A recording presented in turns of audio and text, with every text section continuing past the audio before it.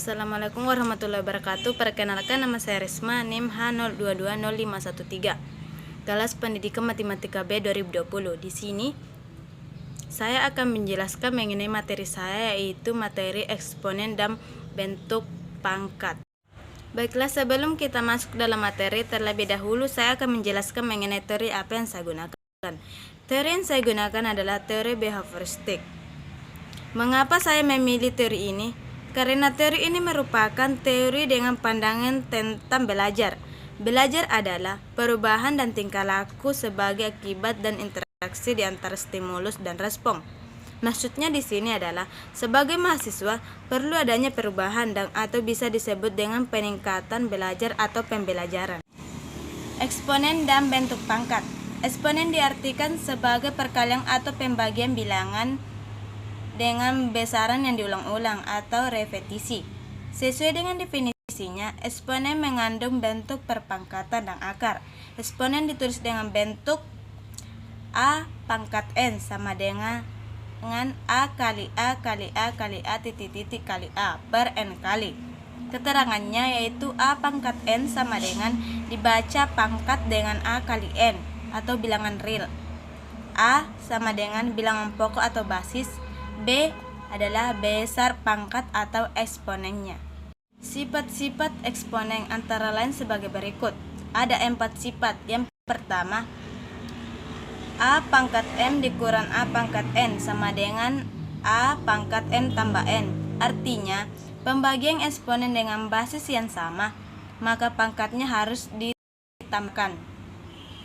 Kedua, A pangkat M dibagi A pangkat N sama dengan A pangkat kurang N. Artinya, jika eksponen dengan basis yang sama, maka pangkatnya harus dikurang. Ketiga, dalam kurun A pangkat M balas kurun pangkat N sama dengan A pangkat M kali N. Artinya, jika per pangkat dipangkatkan lagi, maka pangkatnya harus dikali. Keempat, dalam kurung A kali B dalam pangkat M balas kurung pangkat M sama dengan A pangkat M dikali B pangkat M. Artinya, perkalian bilangan yang dipangkatkan, maka masing-masing bilangan tersebut dipangkatkan juga. Ada beberapa contoh soal. Yang pertama, 5 akar 2 ditambah 7 akar 2 sama dengan 5 akar 2 ditambah 7 akar 2. Karena akarnya sama, langsung saja kita tambah, yaitu dalam kurun 5 ditambah 7 akar 2 sama dengan 12 akar 2. Nomor 2, 8 akar 3 dikurang 3 akar 3. 8 akar 3 dikurang 3 akar 3, langsung saja karena akarnya juga sama, yaitu 8 kurang 3 akar 3 sama dengan 5 akar 3. Nomor 3, 4 akar 5 ditambah 8 akar 5 dikurang 10 akar 5 sama dengan, karena akarnya sama semua, maka langsung saja kita jumlahkan. 4 ditambah 8 dikurang 10 akar 5 sama dengan 2 akar 5. Nomor 4, 4 akar 3 dikurang akar 12 ditambah akar 27 sama dengan 4 akar 3 dikurang 12 ditambah akar 27 sama dengan 4 akar 3 dikurang 4 akar 4 kali 3 ditambah akar 9 kali 3. Jadi 4 akar 3 dikurang 4 akar 4 dikali akar 3 tambah akar 9 dikali akar 3. 4 akar 3 dikurang 2 akar 3 ditambah 3 akar 3 sama dengan 4 dikurang 2 ditambah 3 akar 3. Jadi jawabannya adalah 5 akar 3.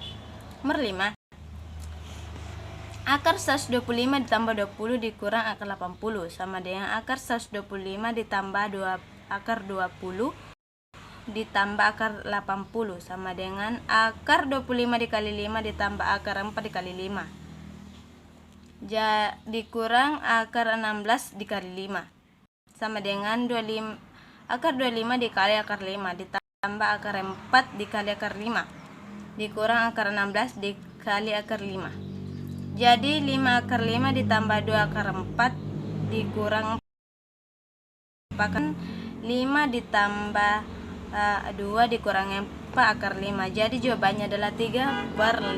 Sifat-sifat pangkat pecahan. Sifat bilangan berpangkat positif. Pertama, A pangkat M dikali A pangkat N sama dengan A pangkat M tambah N. Kedua, A pangkat M dibagi A pangkat N sama dengan A pangkat M kurang N. Untuk M lebih besar daripada N dan B tidak sama dengan 0. 3. Dalam kurun A pangkat M balas kurung pangkat N sama dengan A pangkat M kali N. 4. A kali B pangkat M sama dengan A pangkat M kali B pangkat N.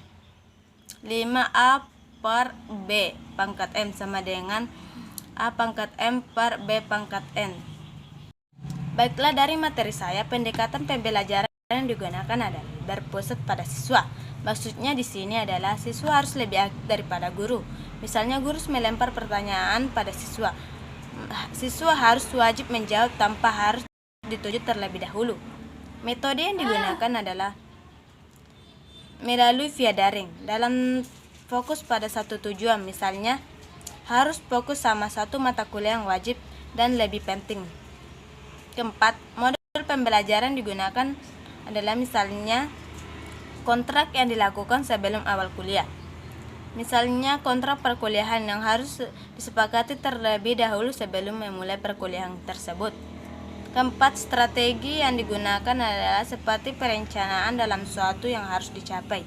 Misalnya, kita harus mencapai nilai target yang ditempuh dalam suatu mata kuliah tersebut. Demikianlah tadi pemaparan dari materi saya, lebih dan kurangnya mohon dimaafkan. Saya akhiri dengan ucapan wabillahi taufiq wal hidayah. Wassalamualaikum warahmatullahi wabarakatuh.